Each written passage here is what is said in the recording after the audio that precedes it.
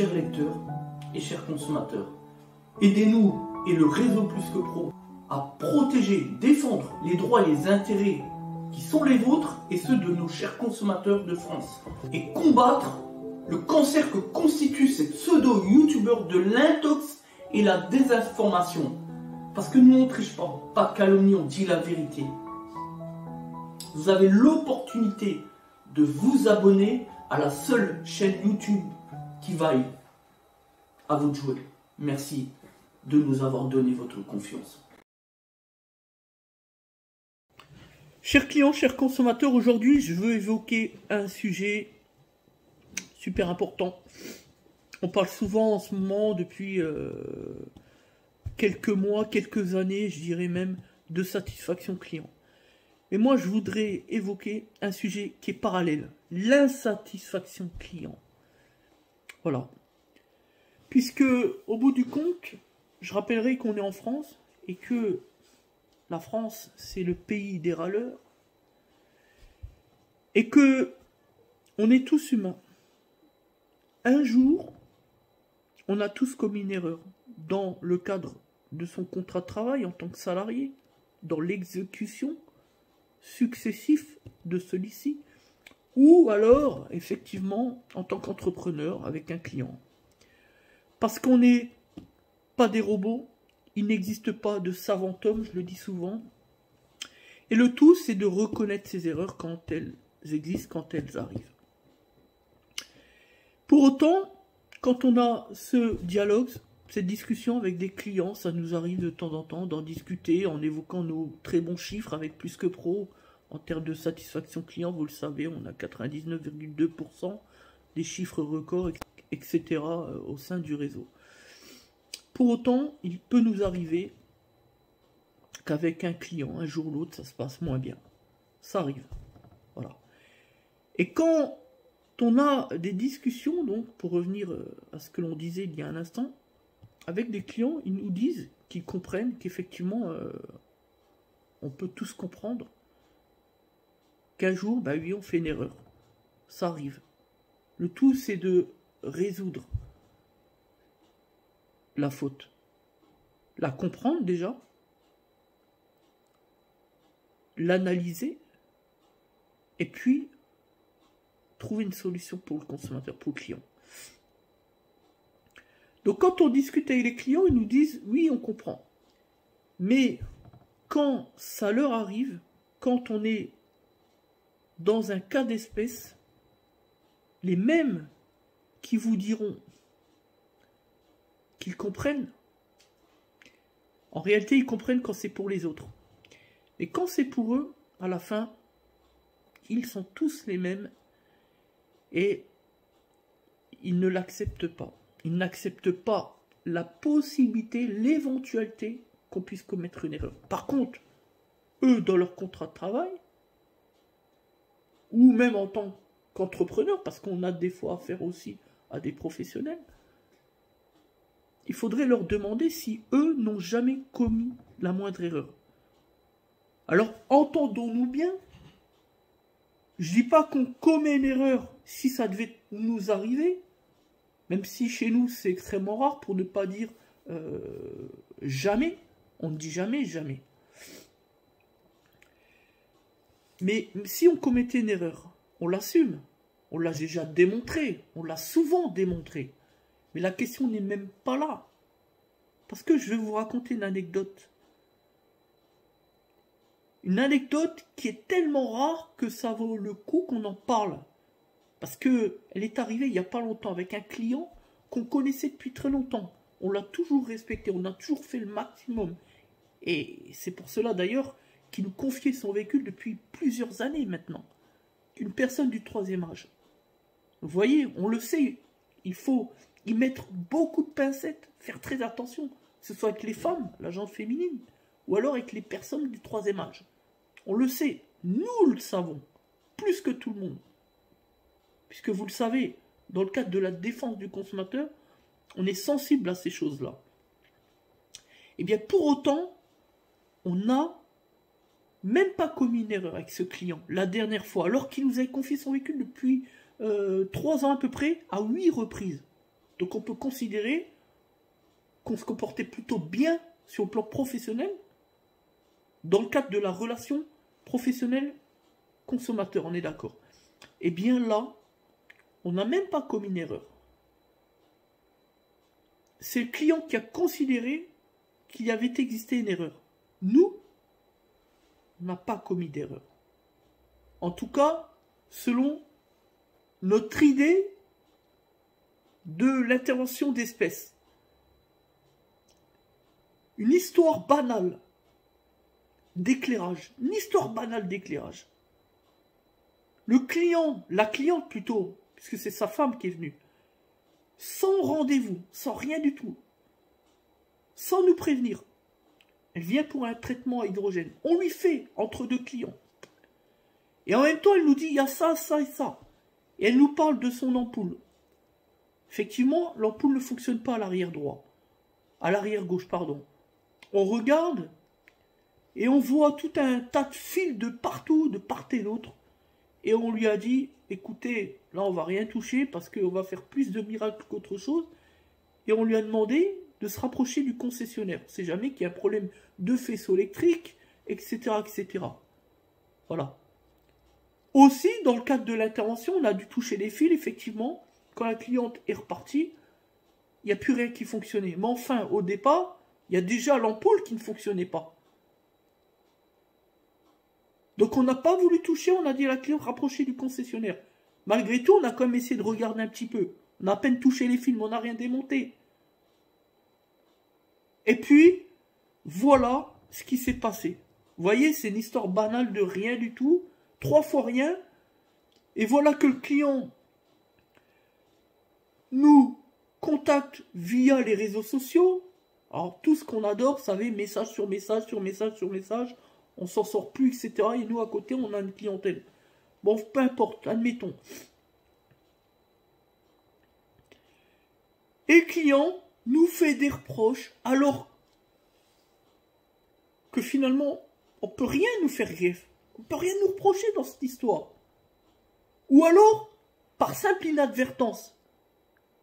C'est pas comme si on avait commis une faute intentionnelle, causant un préjudice au client. Là, le préjudice est minime pour ne pas dire inexistant. Le client se rend chez le concessionnaire et réalise l'intervention pour faire en sorte que l'éclairage du véhicule, côté arrière gauche, refonctionne. Tout va bien. Nous, à ce moment-là, on aurait aimé que le client nous dise exactement, au lieu de nous faire des reproches qui sont sans fondement, nous dise clairement les choses. Voilà, le concessionnaire a dû changer le boîtier ou le feu ou la platine ou un élément concret. Non, on nous fait des reproches à toutes les sauces pour venir dire votre comportement a été inacceptable, etc. Alors on en a à toutes les sauces, mais enfin, de quoi parle-t-on? De quel comportement? On n'a rien fait, on n'a rien dit. Mieux encore, on a conseillé la cliente, on a refusé d'intervenir justement pour éviter le problème, l'anomalie ou un préjudice éventuel. Mais à côté de ça, le client, à aucun moment, nous a présenté la facture de quelque chose qui aurait été fait, dont on aurait eu, effectivement, la responsabilité. Par exemple, on casse la platine est remplacée par le concessionnaire, on a la facture, effectivement, on rembourse, fin de l'histoire. C'est ça, et c'est là que je veux en venir. C'est que, dans cette affaire, le client n'accepte pas, au bout du compte, qu'on ait pu commettre une erreur. Nous, on ne l'a pas vu. Après tout, on est humain. Peut-être qu'on a commis une erreur. Mais au lieu de nous faire des reproches, on aurait apprécié plutôt de nous transmettre la facture qui correspond au préjudice client. Parce que s'il n'y a pas de préjudice, ben on n'a pas commis d'erreur. Après tout, c'est ce que prévoit le Code civil. Article 1382 et suivant du Code civil. Faute plus préjudice égale réparation, avec le lien de causalité, les 3 éléments. Faute, préjudice, lien de causalité égale réparation. Au sens du Code civil, c'est-à-dire les dommages et intérêts. Donc nous, on attendait que ça, que le client nous prouve. Parce qu'après tout, il peut dire tout et n'importe quoi, ce qu'il veut. Nous prouve qu'on a commis une erreur en nous apportant la facture, il ne l'a pas fait. Pourtant, on a eu divers pourparlers, on lui a demandé de nous démontrer quelle était l'erreur commise. Parce que comme je le disais tout à l'heure, après tout, on est tous humains, on peut commettre une erreur. Voilà, il n'y a pas de savant homme. Et on peut tous être dans un mauvais jour, un moment ou même n'importe quoi. On peut faire un mauvais geste et commettre une erreur sans le savoir. De là à dire mon comportement a été inacceptable, franchement, les mots ont un sens, je le rappelle. Et est-ce que le client, loin de là l'idée de le remettre en cause, je ne ferai jamais cela. Mais est-ce que le client, lui, n'a jamais commis une erreur dans le cadre de son contrat de travail lorsqu'il était salarié avant de prendre sa retraite? C'est toujours la même question. Alors ce que je veux dire par là, et ma conclusion de tout cela, c'est qu'aujourd'hui, en France, on vous dira, je peux comprendre, c'est vrai, on est tous humains, on n'est pas des robots. Mais quand il s'agit d'eux, quand ça tombe sur eux, ils ne l'acceptent pas. Pourtant, nous, plus que n'importe qui d'autre en France, et on l'a souvent démontré sur les réseaux sociaux, quand on commet une erreur, on l'assume. Évidemment, quand on n'est pas en faute, on ne va pas dire oui à toutes les sauces et à tout le monde et dans n'importe quelle circonstance. Évidemment. Sinon, n'importe qui, demain, vient au garage juste pour faire des remboursements, et puis on verse des chèques, et puis on met la clé sous la porte. Non, c'est pas comme ça. C'est qu'aujourd'hui, il y a une espèce de forme d'irrespect des professionnels de l'automobile. Parce que c'est la mode. Parce que aujourd'hui, le consommateur, d'une manière générale, remet toujours en cause le garagiste. Quoi qu'il arrive, dès qu'il y a quelque chose qui ne va pas, ça y est, c'est la faute du garagiste. C'est lui. Etc. etc. Et ça devient dangereux. Parce qu'aujourd'hui, on a beau faire le maximum, on a beau démontrer, matin, midi et soir, et encore et toujours, le jour où il y aura un petit pépin, eh bien, on le payera cash. Et c'est malheureux, c'est dramatique. Encore une fois, j'ai cité mon exemple, un cas pratique qui est arrivé il n'y a pas si longtemps que cela. Je le dis, parce que je suis transparent, que j'ai rien à cacher, et que je l'ai là encore souvent démontré. Je dis, nous, ça ne nous pose aucun problème de mettre en avant nos failles. Quand ça se passe mal avec un client, on le dit, et on l'a toujours mis en avant cela. Donc on ne peut pas nous reprocher l'inverse. On ne peut pas dire de nous, et certainement, on ne peut pas dire de nous, et certainement qu'on a des défauts, mais qu'on n'est pas transparent, ou qu'on est de mauvaise foi, ou qu'on est un menteur, toutes ces choses-là. Jamais on pourra tenir ce discours-là à notre endroit. Voilà la vérité.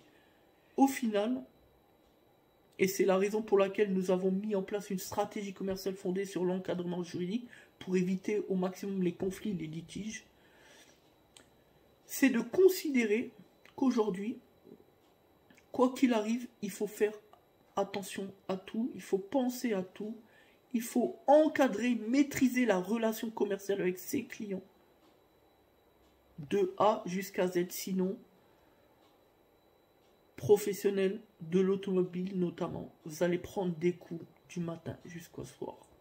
Et c'est peut-être la différence entre nous et les autres, c'est qu'effectivement, grâce à nos compétences juridiques, grâce à cette culture du droit, grâce à nos études de droit que nous avons réalisées à l'époque, hein, maintenant ça remonte à quelques années, puisque c'est entre 2006 et 2010, eh bien aujourd'hui ça nous donne un bagage, ça nous donne la faculté de dire stop à un client quand il va trop loin, quand il n'est plus dans son droit, mais qui fait du zèle. Et à l'inverse, de le protéger, de le défendre, de maîtriser ses droits et ses intérêts avant les nôtres. Parce que c'est ça notre rôle aussi de professionnel de l'automobile, c'est de tout faire pour la satisfaction de nos clients. Mais comme je viens de le dire à l'instant, quand ça va trop loin, il faut aussi être capable de leur dire stop. Voilà ce que c'est finalement qu'un grand chef d'entreprise. Parce que sinon, si on ne dit pas stop, ça va dans des dérives. On passe par des menaces physiques ou morales, peu importe, ou même des menaces de procédure. Cela, franchement, ce sont nos menaces préférées. Hein. Vous l'imaginez, on en a déjà eu, hein, comme l'année dernière, avec 2 clients. On avait bien souri. Au début, il nous menace, puis après, il nous dit, en nous tapant sur l'épaule, « Eh, viens, en me tutoyant, eh, viens, on va s'arranger. » C'est nos préférés. Enfin, bon, bref, voilà. Évidemment, ces consommateurs d'un nouveau genre qui cherchent toujours la contradiction, qui cherchent toujours une faille pour essayer de trouver un échappatoire au paiement de la facture, etc. Évidemment, ils considèrent que 0,01% des clients, heureusement pour nous, mais pour d'autres professionnels, ils constituent beaucoup plus. Ça peut être 1, 2, 5, 10%. Et là, ça devient dangereux pour une entreprise.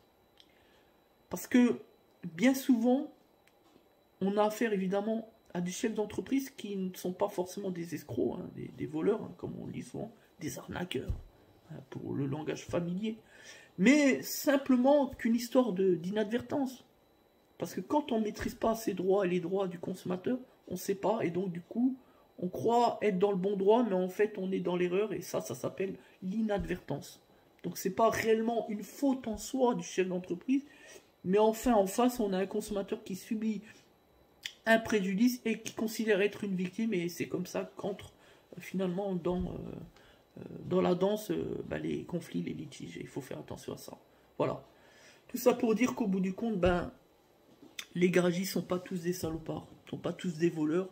Les professionnels, d'une manière générale, quand on est consommateur, on n'a pas toujours affaire à des charlatans, mais simplement à des gens qui sont mal formés au moment de leur création d'entreprise. Notamment sur le plan juridique, on l'a toujours dit. Un grand chef d'entreprise doit être formé absolument sur le droit, quel qu'il soit, d'une manière générale. Sinon, il ne peut pas faire un bon chef d'entreprise. Merci pour cette vidéo, même si elle a été un petit peu longue. Merci à tous. On avait besoin de donner notre sentiment sur ce que l'on appelle l'insatisfaction client. Voilà. Merci à tous. C'était Des Autotransacts, réseau plus que pour la défense du consommateur.